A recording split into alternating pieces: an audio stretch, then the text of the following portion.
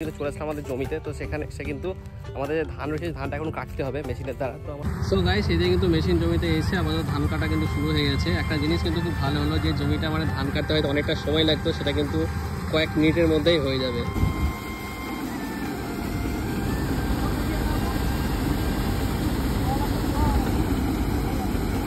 আমার এই দোকানটাকে দেখে মনে হচ্ছে যে এটা মিষ্টির দোকান, এত পরিমাণ মাছি কি। আর এদিকে দোকানে বসে দোকানের সামনে দিয়ে এখন যাচ্ছে ফুচকা। তো এখন রিমির জন্য ফুচকা নিতে হবে, আর আমি ফুচকা এখন আর খুব একটা খাই না, ভালো লাগে না।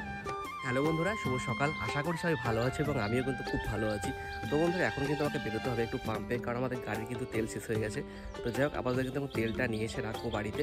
তারপর গাড়ি যখন এদিকে আসবে, মানে আমাদের ট্রাকটা যখন এদিকে আসবে, তখন কিন্তু তেলটা নিয়ে যাবে। আর এখন গাড়িতে একটু টুকটাক কাজ হচ্ছে বলতে পারো, কারণ এখন যেহেতু ধান ওঠার সময়, এখন ধান টান সব ট্রাকিতে করে বয়ে কিন্তু বাড়ি নিয়ে যাচ্ছে সবাই। তো চলো, আমাদের কিন্তু কথা না বাড়িয়ে আগে পাম্পে যাওয়া যাক, তারপর এসে না হয় তোমার সাথে কথা হবে। আর দ্বিতীয় কথা যে ব্লগ খুব কম আছে, মানে বড় ব্লগ কম আছে। তো যাও, আশা করছি এবার থেকে মানে আসবে ব্লগ। আর মিনি ব্লগ তো ডেলি দুটো করে পোস্ট হয়।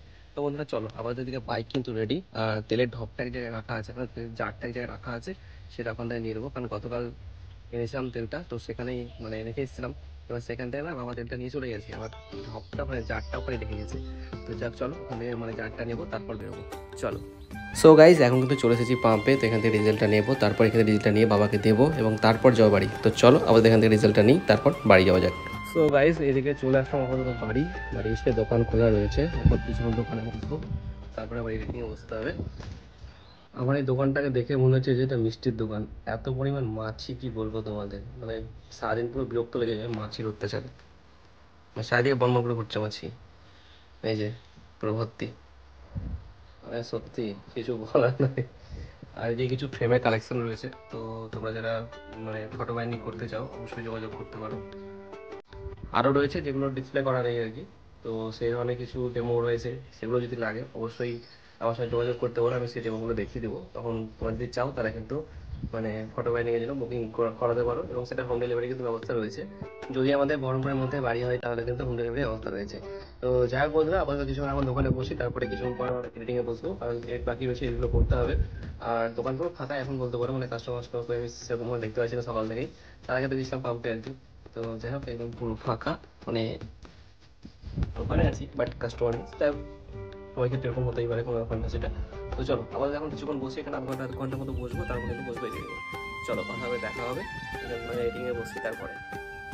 সো গাইজ, তোমাদের বলেছিলাম যে এখন একটু কাজে বসবো, তো যাক সেটা হলো না। এখন কিন্তু চলে আসলাম আমাদের জমিতে। তো সেখানে সে কিন্তু আমাদের ধান রয়েছে, ধানটা এখন কাটতে হবে মেশিনের দ্বারা। তো আমার কিছু মেশিন দেখতে পাচ্ছ দূরে, মানে ওই যে দূরে মেশিনটা গেরুয়া কালারের। তো ওই মেশিনটা দিয়ে আমাদের ধানটাকে না কেটে নিতে হবে। বাবা তো নেই বাড়িতে, বাবা এখন চলে গেছে ট্রাক্টর নিয়ে আমাদের মানে কাজের জন্য। তো যাক, এখন আমি আসলাম। তো এখন দেখি মেশিনটা এখন আপাতত ওখানে রয়েছে, ওখান থেকে আমাদের এই জমির দিকে আসবে, তারপরে কেটে নিতে হবে ধানটা। তো চলো, আপাতত যাওয়া যাক, দিয়ে ধানটা কেটে নিই, তারপর তোমার সাথে কথা হচ্ছে। চলো। সো গাইজ, এদিকে মাঠে আসার পর না মানে মেশিনটা, যে মেশিন আমাদের ধান কাটা হবে সেই মেশিনটা গেছিলো ভেঙে। তো যাই হোক, মোটামুটি 1-1.5 ঘন্টা ওয়েট করার পরে মেশিনটা কিন্তু ফাইনালি এখন মানে ঠিকঠাক হয়ে এসেছে। এখন আপাতত ওই যে জমিটাই, ওই জমিটা ধানটা কাটছে। তো ওই জমিটা হয়ে গেলে তারপরে জমিটা আমাদের রয়েছে, তো সেই জমিটা ধানটা কাটা হবে। আর এখন তো মানে গরমটাও কমলো, মানে হালকা পাতলা হাওয়া বইছে, বেশ ভালো লাগছে। তখন তো ভীষণই গরম ছিল। তো যাই হোক বন্ধুরা, চলো ওইদিকে ধানটা কাটা হয়ে যাক, তারপর আমরা ধানটা কেটে নিয়ে বাড়ি ফিরবো। সো গাইস, এদিকে কিন্তু মেশিন জমিতে এসে আমাদের ধান কাটা কিন্তু শুরু হয়ে গেছে। একটা জিনিস কিন্তু খুব ভালো হলো যে জমিটা মানে ধান কাটতে হয়তো অনেকটা সময় লাগতো, সেটা কিন্তু কয়েক মিনিটের মধ্যেই হয়ে যাবে। তো এটাই হচ্ছে একটা সুবিধা এই মেশিনের, এমনকি মানে খরচও মানে বাঁচবে আর কি। এটা আগে যাবে, তারপর এটা ওই দিন খ্যাপ ওটা।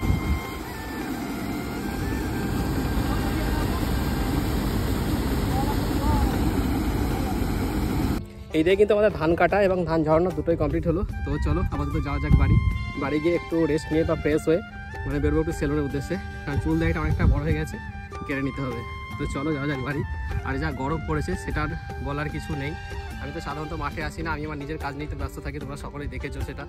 তো আজকে মাঠে এসে বুঝতে পারলাম যে কতটা গরম এবং চাষিরা ঠিক কীভাবে কাজ করছে। চলো যাওয়া যাক বাড়ি।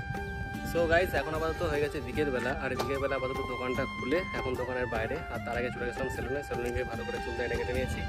আর এদিকে এখন একটু হালকা পাতলা মানে হাওয়া বইছে, বেশ ভালো লাগছে। আকাশ মেঘলা, কিন্তু প্রবলেম একটা, যাদের জমিতে ধান রয়েছে তাদের খুব সমস্যা। মানে মানে এখন বৃষ্টি হয়ে গেলে বিশাল একটা প্রবলেম হয়ে যাবে। তো যাই হোক বন্ধুরা, আমাদের এখন দোকানের বাইরে কিছুক্ষণ থাকবো, তারপর দেখি আজকে বিকেলটা কীভাবে কাটছে না কাটছে সবটা তোমার সাথে শেয়ার করবো। তো চলো দেখতে থাকো ভিডিওটা। আর এদিকে দোকানে বসে দোকানের সামনে দিয়ে এখন যাচ্ছে ফুচকা, তো এখন রিমির জন্য ফুচকা নিতে হবে। আর আমি ফুচকা এখন আর খুব একটা খাই না, ভালো লাগে না। তো চলো ওর জন্য এখান থেকে ফুচকা নিয়ে আসি, বলে দিয়েছি প্যাক করে দিচ্ছি।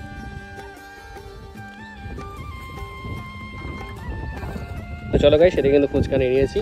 তো এখন গিয়ে ওকে দিই, বেশ কদিন থেকে বলছে আমি ফুচকা খাওয়ার জন্য, বাট আমার এনে দেওয়া হচ্ছে না। তো যাই হোক আজকে চোখের সামনে পেয়ে গেলাম, ওই জন্য কিনে নিলাম। চলো।